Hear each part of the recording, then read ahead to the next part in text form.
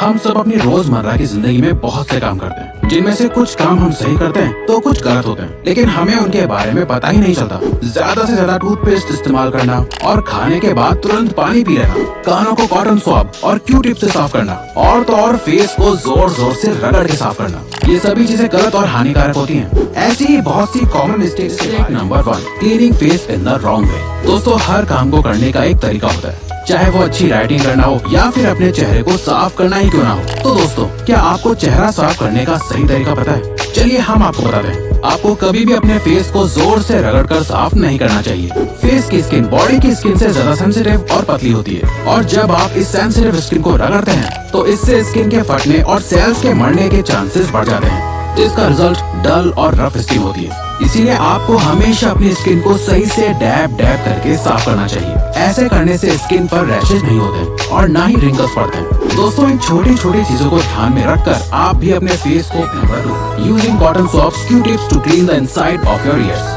कान को साफ करने के लिए कॉटन स्वैब्स और क्यू टिप्स जैसे टूल्स का इस्तेमाल बहुत आम सी बात है, लेकिन क्या आपको पता है इन चीजों का इस्तेमाल आपके कान के लिए बहुत खतरनाक साबित हो सकता है। कान हमारे 5 सेंस ऑर्गन्स में से एक ऑर्गन होता है, जो बॉडी का बहुत ही नाजुक हिस्सा होता है। दरअसल दोस्तों, कान की इनर कैविटी बहुत ही नाजुक होती है, जो कॉटन स्वैब्स और क्यू टिप्स जैसी शार्प चीजों से डैमेज हो सकती है। इसके अलावा क्यू टिप्स असल में वैक्स को कान के अंदर और ज्यादा पुश कर देती है, जिससे अल्टीमेटली ईयर ड्रम के डैमेज होने के चांसेस बढ़ जाते हैं और आप अपनी सुनने की शक्ति खो सकते हैं। इसलिए अगर आप अपने कान को साफ करना भी चाहते हैं तो इन टूल से आपको सिर्फ अपने कान के आउटर हिस्से को साफ करना चाहिए। कान के अंदर की डीप सफाई तो आपको किसी प्रोफेशनल डॉक्टर से ही करवानी चाहिए, या फिर अगर आप खुद भी अपना कान साफ करना चाहते हैं तो इससे पहले कान साफ करने के सारे इंस्ट्रक्शन समझ लें, ताकि आपको कोई मत feel. Taking excess toothpaste on toothbrush. हम सभी को लगता है कि जितना ज्यादा टूथपेस्ट लेंगे दांत उतने ही ज्यादा साफ होंगे, लेकिन ये बिल्कुल भी सही नहीं, बल्कि इससे तो आपको बहुत नुकसान हो सकता है। असल में दोस्तों, टूथपेस्ट को बनाने के लिए सोडियम क्लोराइड और प्रोपिलीन ग्लाइकोल जैसे केमिकल्स का इस्तेमाल किया जाता है।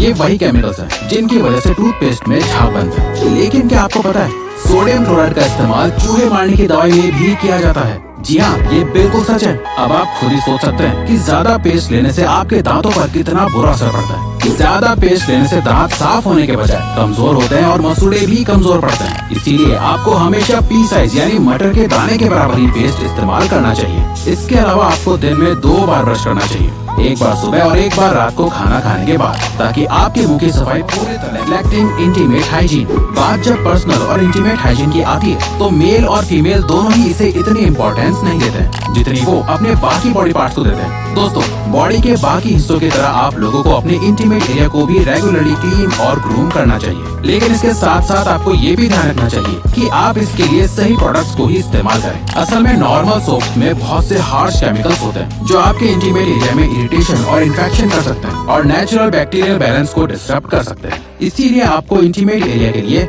स्पेशली मेड प्रोडक्ट इस्तेमाल करना चाहिए और किसी भी तरह की इंटीमेट प्रॉब्लम को नेग्लेक्ट नहीं करना चाहिए। आपकी इंटीमेट हेल्थ आपकी अल्टीमेट हेल्थ के लिए। Drinking water just after having food. आजकल लोग खाना कम खाते हैं और पानी ज्यादा पीते हैं, लेकिन क्या आपको पता है ऐसा करना आपके इम्यून और डाइजेस्टिव सिस्टम के लिए बहुत खतरनाक हो सकता है। चलिए हम आपको बताते हैं। असल में खाना खाने के तुरंत बाद पानी पीने से डाइजेस्टिव सिस्टम पर बहुत बुरा असर पड़ता है। दरअसल जब आप खाना खाते हैं तो उसके तुरंत बाद ही आपके पेट में हाइड्रोक्लोराइड एसिड और इसके ही जैसे दूसरे एसिड्स बनने लगते हैं, जो फूड को डाइजेस्ट करने में मदद करते हैं। और जब आप इस दौरान पानी पी लेते हैं तो इन एसिड्स में पानी मिल जाता है, जिससे एसिड्स की इंटेंसिटी कम हो जाती है और खाना पूरी तरह से डाइजेस्ट नहीं हो पाता है, जिससे अल्टीमेटली पूरा डाइजेस्टिव सिस्टम बिगड़ जाता है। इसीलिए आपको खाना खाने के बाद पानी नहीं पीना चाहिए, लेकिन अगर आप चाहें तो खाना खाने के बाद 1 या 2 घूंट पानी पी सकते हैं, पर उससे ज्यादा पानी।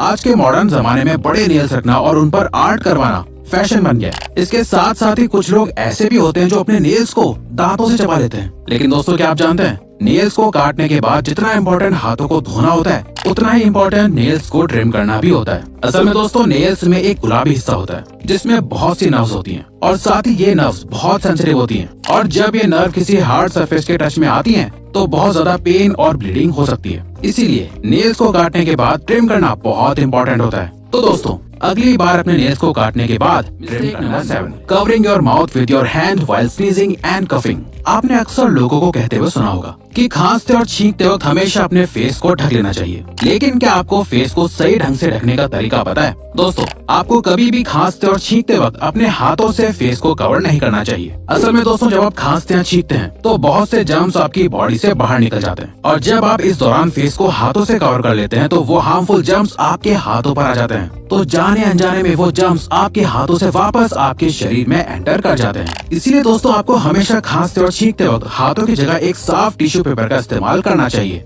जिससे आप तुरंत डिस्पोज कर सके। एक बार इस्तेमाल करे हुए टिश्यू को भी आपको बार बार not cleaning the daily usable stuff. हम सभी अपनी डेली लाइफ में बहुत सारी चीजों का इस्तेमाल करते हैं, जैसे mobile phone, TV remote, switches, bed sheets and pillows. लेकिन इन सभी चीजों को बहुत रेयरली ही साफ करते हैं। क्या आप जानते हैं, इन छोटी छोटी चीजों को रोज साफ करने से आप बहुत सी बड़ी बीमारियों से बच सकते हैं। असल में दोस्तों, मोबाइल फोन, स्विचेस और रिमोट जैसी चीजों पर बहुत से माइक्रो बैक्टीरिया होते हैं, जो आपके टच करने से आपकी बॉडी के अंदर एंटर कर जाते हैं। और इसके अलावा आपकी बेड शीट पर भी बहुत सारे डेड सेल्स और डस्ट होती है, जिससे आपके इम्यून सिस्टम पर बहुत बुरा असर पड़ता है और आप जल्दी जल्दी बीमार पड़ने लग जाते हैं। इसीलिए आपको अपनी डेली यूज करने वाली चीजों को हमेशा साफ और sanitise. Sharing makeup brushes and razor's.